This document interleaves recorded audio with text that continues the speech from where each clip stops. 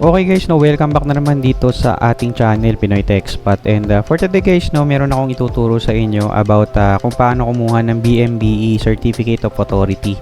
So yung BMBE guys is isa siyang requirement guys, no, para makapag-apply kayo ng tax exemption sa BIR kapag nakapagpa-register na kayo online ng inyong business. And magandang maisabay niyo ito guys, no, pag-apply niyo ng business sa BIR, no, especially dun sa mga nag-online selling. Dahil alam naman natin yung mga nag-online selling guys is hindi naman umaabot ng 3 million yung asset nila. So isa itong pribilehiyo na makamenos tayo sa tax na binabayaran natin, no, as a business owner. So sa pag-online selling guys, no, katulad ko, nag-online selling ako, kailangan nating makamenos sa mga gastusin, no, lalo na sa tax. So ito guys, yung Barangay Micro Business Enterprise, isa itong batas guys na nilagdaan noong 2002 ng dating Pangulong Gloria Macapagal-Arroyo, no. So ngayon guys, no, magandang mag-apply kayo guys nito, lalo na sa mga online seller again, para makamenos tayo sa bayarin sa tax. And ngayon tuturuan ko kayo kung paano kayo makakapag-apply nito. So napakadali lang nito guys, no. Kailangan lang nating maging masipag, and yung proseso naman guys is napakadali, kayang-kaya nyo, and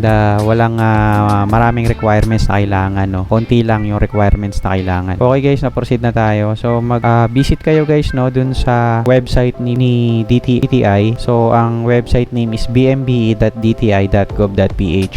So dito guys, no, nga pala guys, no, bago tayo magsimula, kailangan nyo palang mag-provide muna guys, no, ng DTI certificate para makapag-proceed kayo guys sa pag-apply nyo ng BMBE, no. So ito yung pinaka main prerequisite guys, no, and kailangan nyo ng isang valid ID. Okay, so yan, kailangan nyo muna i-provide to. So balik tayo dito guys to sa website. Kung makikita nyo guys, no, maintenance sila ngayon, and hindi kayo makakapag-apply dito sa online, kasi guys, no, pwede nga pala kayo mag-apply online para hindi na kayo pumunta physically doon sa branch. Pero as of now guys, no, naka-system maintenance sila, kaya hindi tayo pwedeng makapag-apply online. So ngayon, maghanap na lang tayo ng nearest negosyo center. Ang tatargetin natin is magpunta tayo physically doon sa branch nila, sa mga DTI negosyo center, at doon tayo mismo mag-apply sa mga branch nila. So dito guys, no, kapag clinic mo to, ito lalabas, and yung location natin guys, no, nandito tayo sa Calabarzon, Region 4A. So yung pinakamalapit guys na negosyo center is matatagpuan guys, no, sa Calamba City, sa GF ground floor, Marcelita Building, Real National Highway, Calamba, no. So kapag tinignan mo yan sa Google guys, no, ito yan sa Street View.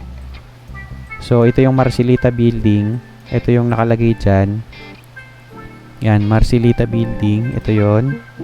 And sa ground floor siya guys, no. Kung makikita natin dito, ito yung DTI guys, no, and ito yung DTI Negosyo Center. Okay, so yan yung pinaka-branch nila guys, no, dito sa Laguna, sa Region 4A. And maganda na dun sa mga nag-online selling dito sa Region 4A sa Calabarzon, no, na yung malapit naman, no, yung makaka-afford na pumunta dito, yung mga malalapit, dito na kayo magpunta. Dahil sa ngayon hindi tayo makakapag-register online dito sa website nila, no, para makakuha tayo ng BMBE. So sa case ko, no, in my own experience, kaya natin nakuha itong certificate natin, nagpunta tayo mismo dyan sa branch na yan, and nag-present lang tayo guys ng mga prerequisite requirement, no, kagaya nung ating DTI and isang valid ID guys, no. So ang ginamit ko guys is yung aking national ID. So i-present nyo lang yun, and bibigyan kayo ng form dyan, no. Yung form na yun, pipilapan nyo lang kung ilan yung total assets nyo na ginagamit nyo sa pagbibusiness, no. Sa case ko is less than 50,000 lang naman, dahil yun computer, 3 computer yung gamit ko, and lahat naman sila hindi naman umabot ng over 50,000 yung halaga ng mga computer na yon. And yung mga peripherals ko, yung mga gamit ko na para mabuo ko yung produkto ko, mura lang naman nga, kaya hindi tayo nag-exceed sa 50,000. So doon, dagdaan nyo lang guys, no, yung application form, and yung mga details galing dito sa DTI nyo, ilagay nyo rin, like yung business name number and yung personal information nyo guys, no. Ilagay nyo lang dun sa application, and ipasa nyo lang guys yung application, yung valid ID, and then yung DTI, and maghintay lang kayo at ipaprocess na yun nung staff ng DTI Negosyo Center. Maghintay lang kayo guys, and after nun, marireceive nyo na ang inyong BMBE certificate, no. So napakadali lang guys, no.